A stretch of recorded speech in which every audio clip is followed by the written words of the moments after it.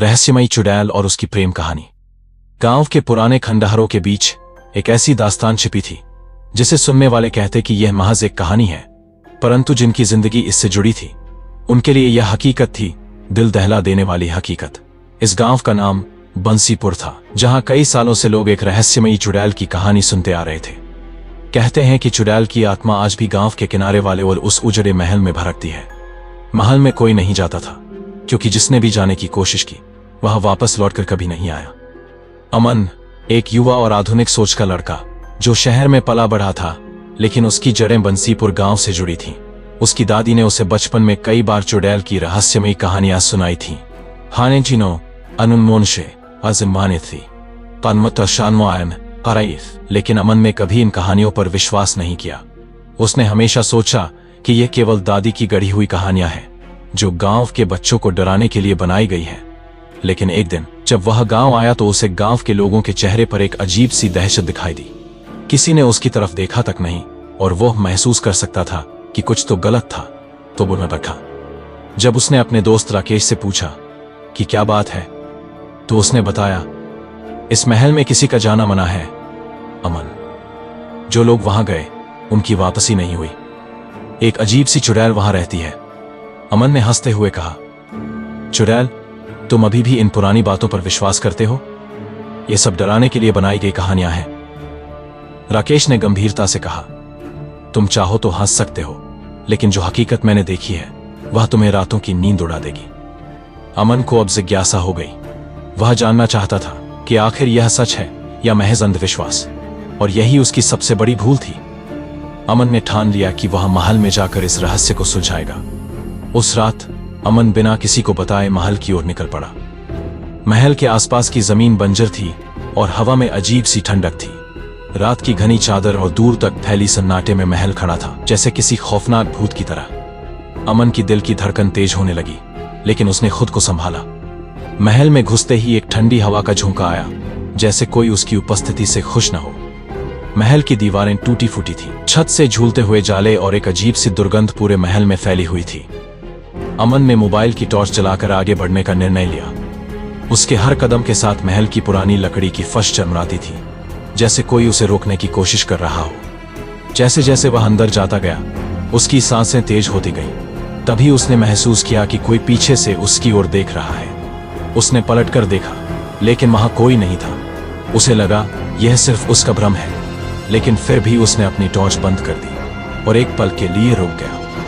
अमन को लगा कि अब उसे लौट जाना चाहिए, लेकिन तभी उसे एक हल्की सी परछाई नजर आई जो धीमे धीमे उसकी ओर बढ़ रही थी। पहले तो अमन को लगा कि यह महज उसका भ्रम है, लेकिन परछाई पास आने लगी और फिर वह दिखी वह चुड़ैल।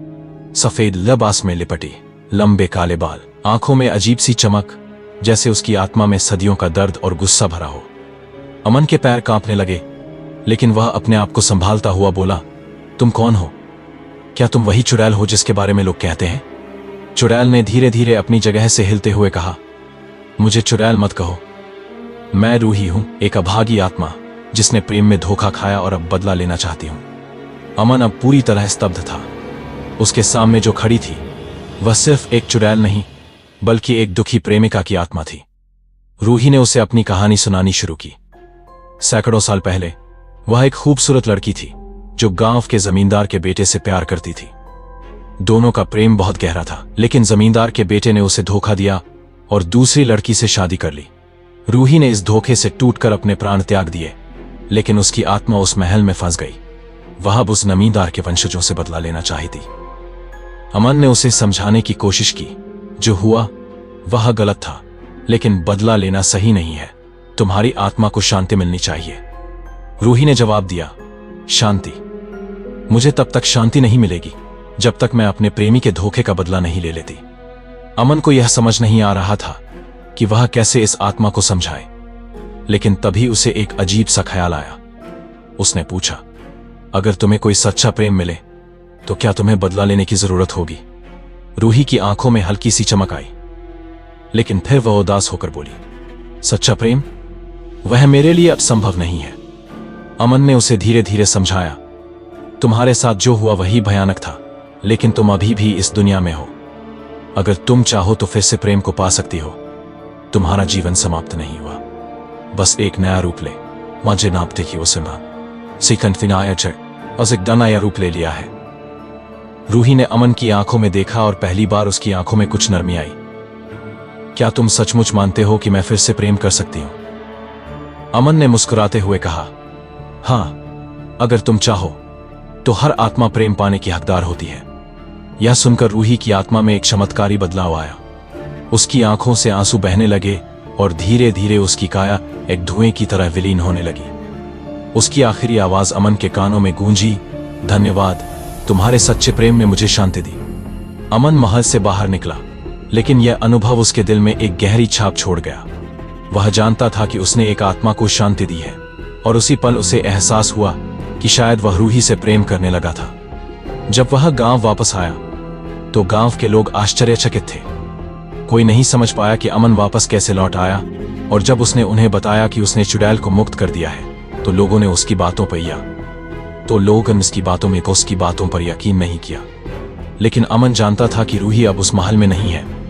महल अब पहले की तरह डरावना नहीं लगता था। उसकी आत्मा को प्रेम की शांति मिल चुकी थी। अमन के जीवन में भी अब एक नया अध्याय शुरू हो गया था, एक ऐसा अध्याय जहां प्रेम और माफी ने डर और बदले की भावना को मात दी। यह कहानी यहीं खत्म नहीं होती। कुछ महीनों बाद अमन को अचानक महल से बुलावा आया। उसने सोचा कि शायद सब कुछ खत्म हो गया है, लेकिन जब वह वहां पहुंचा तो उसे रूही का वही रूप दिखा। तुमने मुझे मुक्त किया, लेकिन मैं तुम्हारे प्रेम में बंधी हूं, रूही ने कहा। अब तुम मुझे छोड़ नहीं सकते। अमन चौंक गया। क्या यह प्रेम की नई शुरुआत थी या फिर एक नया रहस्य? आगे क्या होगा, जानने के लिए अगला भाग जरूर देखें। रहस्यमयी चुड़ैल और उसकी प्रेम कहानी, भाग 2। अमन की जिंदगी में एक बार फिर से डर और रहस्य ने दस्तक दी। वह सोचता था कि उसने रूही की आत्मा को मुक्त कर दिया है, लेकिन उसकी वापसी ने उसे और भी गहरे रहस्य में धकेल दी। क्या यह सच में प्यार था, या फिर किसी मुल्शन में था, या फिर कोई और खौफनाक चाल? रूही के अचानक लौटने के बाद अमन पूरी तरह उलझन में था। एक तरफ वह खुद को रूही के प्रति एक अजीब से आकर्षण से बंधा महसूस कर रहा था, लेकिन दूसरी ओर उसके दिल में एक अजीब डर घर कर गया था। तुम मौन, रूही ने महल की दहलीज से उसे देखते हुए कहा। तुमने मुझे मुक्त किया, लेकिन तुम्हारे प्रेम ने मुझे एक नई जंजीर में बांध दिया है। अब मैं तुम्हारे बिना नहीं रह सकती, अमन। तो फिजा की दी शांति हो। अमन ने उसकी आंखों में देखा। उसकी आंखों में कोई छलावा नहीं था। वह सचमुच उससे प्रेम करती थी, परंतु यह प्रेम आत्मा और मानव के बीच का था। ऐसा प्रेम जो कभी किसी ने न देखा था, न महसूस किया था। अमन ने मन ही मन निर्णय लिया कि उसे इस रहस्य को पूरी तरह सुलझाना होगा। वह महल के रहस्यमय अतीत में और गहरे उतरना चाहता था, ताकि यह जान सके कि रूही की आत्मा क्यों और कैसे इस दुनिया में बंधी हुई है। गांव के बुजुर्गों से पूछताछ के बाद अमन को पता चला कि इस महल से जुड़ा हुआ एक पुराना तांत्रिक है, जो रूही के जीवन और मृत्यु के रहस्य को जानता था। उसका नाम था त्रिकाल बाबा, जो गांव के पास वाले जंगल में एक गुफा मां के जंगल में। अमन ने ठान लिया कि वह त्रिकाल बाबा से मिलेगा और इस रहस्य को सुलझाएगा। त्रिकाल बाबा की गुफा घने जंगल के बीच एक डरावने रास्ते पर स्थित थी। अमन ने अपने साथ अपने दोस्त राकेश को भी लिया, क्योंकि वह जानता था कि यह यात्रा खतरनाक हो सकती है। गुफा में घुसते ही एक अजीब सी ठंडक और गहरे सन्नाटे का एहसास हुआ। चारों ओर घने पेड़ और जंगली जानवरों की आवाजें गूंज रही थीं। त्रिकाल बाबा एक बूढ़ा, लंबी दाढ़ी वाला, तंत्र मंत्र का जानकार था। उसकी आंखों में एक अजीब समक सी चमक थी। मैं जानता था तुम आओगे, बाबा ने कहा। रूही की आत्मा को मुक्त करना तुम्हारा कर्तव्य है, लेकिन यह जितना सरल लगता है उतना है नहीं। अमन ने बाबा से पूछा, मुझे बताइए, आखिर रूही की आत्मा क्यों बंधी है, और क्या यह संभव है कि वह मेरे साथ अपना जीवन बिता सके? बाबा ने गंभीरता से कहा, रूही की आत्मा को इस दुनिया से मुक्त करना इतना आसान नहीं है। वह एक अधूरी आत्मा है जो प्रेम में धोखा खाकर इस दुनिया में रह गई, लेकिन उसकी आत्मा के बंधन को तोड़ने के लिए तुम्हें अपने प्राणों का बलिदान देना दे। यही एकमात्र तरीका है। अमन यह सुनकर स्तब्ध हो गया। उसका प्रेम अब उसकी जान लेने पर उतारू था। बाबा ने उसे बताया कि यदि वह अपनी जान नहीं देगा तो रूही की आत्मा उसे हर रोज तड़पाएगी। वह कभी मुक्त नहीं हो पाएगी। और अमन भी इस अजीब बंधन में बंधा रहेगा। क्या कोई और रास्ता नहीं है? अमन ने घबराते हुए पूछा। तो बाबा ने गहरी सांस ली और कहा, रास्ता है, लेकिन वह बहुत कठिन है। तुम्हें आत्मा के साथ मिलकर उस प्रेमी की आत्मा को ढूंढना होगा जिसने रूही को धोखा दिया था। यदि वह अपनी गलती स्वीकार कर ले और रूही से माफी मांग ले तो वह मुक्त हो जाएगी। अब अमन के सामने एक और चुनौती थी, उस प्रेमी की आत्मा को ढूंढना जिसने रूही को धोखा दिया था। त्रिकाल बाबा ने बताया कि वह आत्मा अब भी इसी दुनिया में कहीं भटक रही है, लेकिन उसे ढूंढने के लिए अमन को खुद रूही की मदद लेनी होगी। अमन ने अब समझ लिया कि यह सिर्फ उसका प्रेम नहीं था, बल्कि यह एक महायुद्ध था आत्माओं के बीच। वह महल वापस लौटा और रूही से मिलने गया। रूही, मैं तुम्हारी आत्मा को मुक्त करना चाहता हूं, लेकिन इसके लिए तुम्हें उस आत्मा को ढूंढने में मेरी मदद करनी होगी जिसने तुम्हें धोखा दिया था। अमन ने दृढ़ता से कहा। रूही की आंखों में आंसू आ गए। मैंने उसकी आत्मा को खोजने की बहुत कोशिश की, लेकिन वह मुझसे दूर भागता रहा। शायद अब तुम्हारे साथ मैं उसे ढूंढ सकूं। अमन और रूही ने मिलकर उस आत्मा की खोज शुरू की। महल के पास वाले जंगल में, जहां पुराने पेड़ों के बीच एक टूटे हुए मकबरे की अफवाह थी, उन्होंने उसे खोजने की शुरुआत की। वहां हवाओं में एक अजीब सी सरसराहट थी, जैसे कोई उनकी प्रतीक्षा कर रहा हो। रात के घने अंधेरे में अमन और रूही ने उस आत्मा की पुकार सुनी। वह वही प्रेमी था जिसने रूही को धोखा दिया था। उसकी आत्मा अब एक भटकता हुआ प्रेत बन चुकी थी, जो अपने किए हुए पापों की सजा भुगत रही थी। अमन ने साहस जुटाकर उस आत्मा से कहा, तुम्हें रूही से माफी मांगनी होगी। तुम्हारी आत्मा ने जो पाप किया है उसकी सजा वही भुगत रही है। अगर तुमने माफी मांग ली तो दोनों आत्माओं को मुक्ति मिल जाएगी। प्रेत आत्मा ने कड़क आवाज में कहा, मैं उसे कभी माफ नहीं करूंगा। मैंने जो किया वह मेरे स्वाभिमान के लिए किया, और अब मैं अपने फैसले से पीछे नहीं हट सकता। रूही की आत्मा तड़प उठी। वह चिल्लाई, तुम्हारी वजह से मेरी जिंदगी बर्बाद हो गई, लेकिन मैं अब और बदला नहीं चाहती। मैं केवल शांति चाहती हूं। अगर तुम्हें खुद पर गर्व है तो एक बार मुझसे माफी मांग लो, मैं तुम्हें माफ कर दूंगी। कुछ क्षणों के लिए सन्नाटा छा गया। प्रेत आत्मा कांपने लगी, जैसे उसकी जड़ें हिलने लगी हों। अंततः उसने एक गहरी सांस ली और कहा, रूही, मुझे माफ कर दो। मैंने तुम्हारे साथ अन्याय किया। मेरी आत्मा भी अब तड़प रही है। यह सुनकर रूही की आत्मा एक चमत्कारिक रोशनी में परिवर्तित हो गई। अमन ने देखा कि अब रूही की आत्मा शांत हो चुकी थी। वह धीरे धीरे हवा में घुलकर आसमान की ओर उठने लगा। उसकी आंखों में प्रेम था, अस्कंधों में प्रेम और संतोष की चमक थी। धन्यवाद अमन, तुमने मुझे वह दिया जो सदियों से मुझे चाहिए था, मुक्ति। अब मैं शांत हूं। रूही ने अंतिम शब्द कहे और फिर उसकी आत्मा विलीन हो गई। रूही की आत्मा के मुक्त होने के बाद अमन अकेला महल से बाहर निकला, लेकिन अब उसके दिल में एक गहरी खालीपन था। वह जानता था कि उसने एक आत्मा को मुक्त किया, लेकिन उसके साथ वह भी रूही के प्रेम में हमेशा के लिए बंध गया। यह प्रेम उसे जीवन भर तड़पाता रहेगा। लेकिन क्या अमन अब शांति से जी पाएगा, या फिर रूही का प्रेम उसे वापस खींच लाएगा? जानने के लिए अगले भाग में बने रहें। रूही की आत्मा के महल से मुक्त होने के बाद अमन को एक अजीब सा बदलाव महसूस होने लगा। हर रात उसे एक ही सपना आता, एक खंडहर में अकेली खड़ी रूही उसे बुला रही होती। उसकी आंखों में वही प्रेम भरी चमक होती, लेकिन इस बार उसकी आवाज में शो तीन घरार अमन कमन मरकंटे में तरास सिया खंजर आवाज आठ कमाने किसी। हर रात अमन का सपना और गहराता जा रहा था। वह देखता कि एक सुनसान जगह पर वो खड़ा है, चारों ओर सिर्फ अंधेरा है और हवा में सिर्फ रूही का नाम गूंज रहा है। जब वह उसकी ओर बढ़ता है तो उसकी आत्मा फिर से धुंधली हो जाती है और हर बार उसकी आखिरी पुकार एक ही होता, अमन, तुम मेरे बिना नहीं जी सकते। अमन के शरीर पर ठंडे पसीने की बूंदें छलक आती और वह डर से जाग जाता। वह समझ नहीं पा रहा था कि यह क्या हो रहा है। क्या रूही वाकई चली गई थी, या फिर वह अब भी कहीं आसपास है? अमन ने इन अजीब सपनों के बारे में अपने दोस्त राकेश से चर्चा की, लेकिन उसने इसे सिर्फ तनाव और भावनात्मक उलझन का नतीजा बताया। राकेश ने उसे आराम करने की सलाह दी और उसे कुछ दिन शहर लौटने का सुझाव दिया और असनाने का योग। लेकिन जब अमन ने गांव के बुजुर्गों से बात की तो उन्होंने उसे चेतावनी दी कि महल की आत्माओं का खेल आसान नहीं है। गांव के सबसे बुजुर्ग पंडित दीनानाथ ने कहा, तुमने उसे मुक्त किया, लेकिन आत्माएं हमेशा वही नहीं करती जो हम सोचते हैं। अगर किसी आत्मा का प्रेम अधूरा रह जाता है तो वह कभी कभी मुक्त होकर भी अपने प्रेम को खोजने लौट सकती है। अमन यह सुनकर और भी घबरा गया।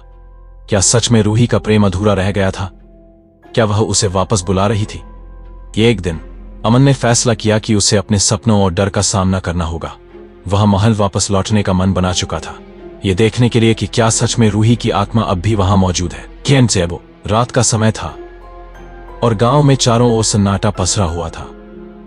अमन अकेला महल की ओर चल पड़ा। महल के दरवाजे अब पहले जैसे खौफनाक नहीं लग रहे थे, लेकिन फिर भी हवा में एक अजीब सी सहन थी। जैसे ही उसने दरवाजा खोला, भीतर की हवा एक बार फिर ठंडी और भारी महसूस हुई। महल के अंदर कदम रखते ही उसे वही पुरानी जानी पहचानी ठंडक महसूस हुई। अमन के दिल की धड़कन तेज हो गई और उसकी आंखें हर तरफ किसी हलचल की खोज में भटकने लगीं। तभी अचानक उसे महल के सबसे गहरे कोने से किसी के कदमों की आहट सुनाई दी। वह धीरे धीरे उस दिशा में बढ़ा। हर कदम के साथ आहट और तेज होती गई, जैसे कोई उसकी ओर आ रहा हो। जब उसने कोने में जाकर देखा तो उसके सामने कुछ नहीं था, बस घना अंधेरा। लेकिन तभी पीछे से एक धीमी सी आवाज आई, अमन, तुम फिर से आ गए। अमन का दिल थम गया। उसने पीछे मुड़कर देखा, वहां फिर से वही खंडित आकृति खड़ी थी। रूही की आत्मा एक बार फिर उसके सामने थी, लेकिन इस बार उसकी आंखों में दर्द के साथ साथ क्रोध भी झलक सन झेंझन में चला थे, साथ से क्रोध भी शाद। तुमने मुझे मुक्त किया था, रूही ने कहा, लेकिन अब भी मेरा प्रेम अधूरा है। तुमने मेरा साथ देने का वादा किया था, क्या यह सिर्फ एक झूठ था? अब मैं तुम्हें कभी जाने नहीं दूंगी। अमन ने समझाने की कोशिश की, रूही, मैंने तुम्हें शांति देने के लिए सब कुछ किया। मैंने तुम्हारी आत्मा को मुक्त किया, लेकिन अब तुम्हें भी शांति की ओर बढ़ना चाहिए। रूही की आंखों में आंसू आ गए। शांति? मेरी शांति तुम हो? अमन, मैं तुम्हारे बिना कभी शांत नहीं हो सकती। मैंने सोचा था कि तुम मेरे साथ रहोगे, लेकिन तुम मुझे छोड़कर चले गए। अब मैं तुम्हें कभी नहीं जाने दूंगी। अमन को अब एहसास हुआ कि रूही का प्रेम सिर्फ मुक्ति नहीं चाहता था, उसकी आत्मा अब उससे बंध चुकी थी और उसे इस बंधन से तोड़ने का कोई रास्ता नहीं था। अमन अब महल से भागने की कोशिश करने लगा, लेकिन दरवाजे अपने आप बंद हो गए। हर कदम पर उसे ऐसा महसूस हुआ कि कोई अदृश्य शक्ति उसे पीछे खींच रही है। उसकी सांसें तेज हो गईं और उसने महसूस किया कि वह अब इस महल से कभी बाहर नहीं निकल पाएगा। रूही ने उसे घेर लिया और उसकी तरफ बढ़ने लगी, लेकिन तभी एक तेज रोशनी का झोंका महल में प्रवेश कर गया। यह वही रोशनी थी जो अमन ने पहले रूही के मुक्त होने पर देखी थी।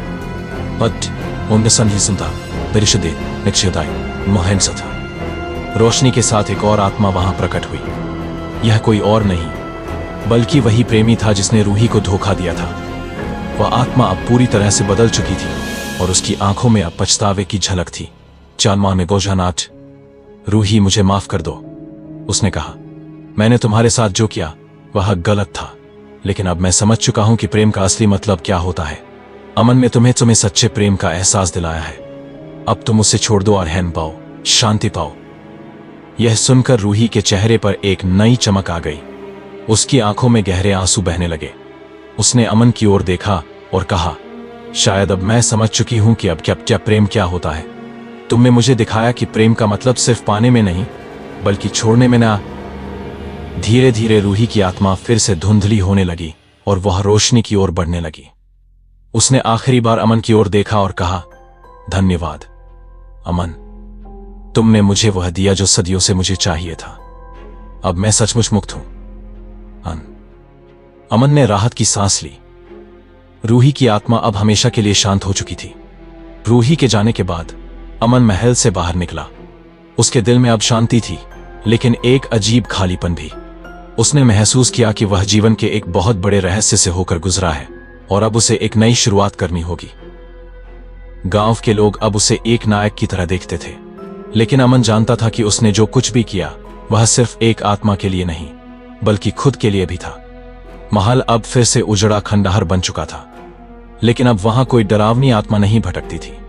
अमन ने गांव छोड़कर शहर लौटने का फैसला किया, लेकिन वह जानता था कि उसकी जिंदगी अब कभी भी पहले जैसी नहीं होगी। बहल, लेकिन क्या सच में सब कुछ खत्म हो चुका था? अमन के सपनों में अब भी कभी कभी एक धुंधली परछाई नजर आती थी। वह परछाई उसे देखती थी। उसकी आंखों में वही प्रेम की चमक होती थी, लेकिन वह कुछ कहती नहीं थी।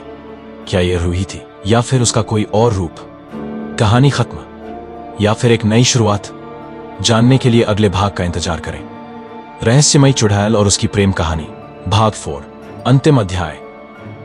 अमन के लिए समय अब धीरे धीरे अपनी गति से चलने लगा था। रूही की आत्मा के मुक्त होने के बाद उसने गांव में रहकर कुछ दिन बिताए, लेकिन अब उसकी जिंदगी में पहले जैसी कोई हलचल नहीं थी। गांव में सब कुछ सामान्य दिखने लगा था और वह भी यह मानने लगा था कि रूही की आत्मा अब शांति पा चुकी है। लेकिन कहीं ना कहीं उसकी जिंदगी में एक खालीपन भी आ गया था। तैना कोपनाट्य। अमन शहर लौट आया और अपनी पुरानी दिनचर्या में लगने की कोशिश करने लगा, लेकिन वह सुकून की नींद नहीं सो पाता था। हर रात वह रूही के बारे में सोचता। कुछ रातें तो ऐसी थी जब उसे 3 हिल की हल्की परछाई अपने आसपास महसूस होती, लेकिन वह इसे सिर्फ भ्रम मानकर नजरअंदाज करता रहा। लेकिन एक रात जब वह सो रहा था, उसे फिर से वही सपना आया। इस बार सपना उससे कहीं ज्यादा स्पष्ट और खौफनाक था। वह खुद को उसी महल में पाता है, लेकिन इस बार महल में अंधेरा नहीं था, बल्कि एक गहरी रोशनी थी। का सपने में उसने देखा कि रूही उसकी तरफ आ रही है, लेकिन इस बार उसकी आंखों में न प्रेम था न क्रोध, उसकी आंखों में सिर्फ शांति थी।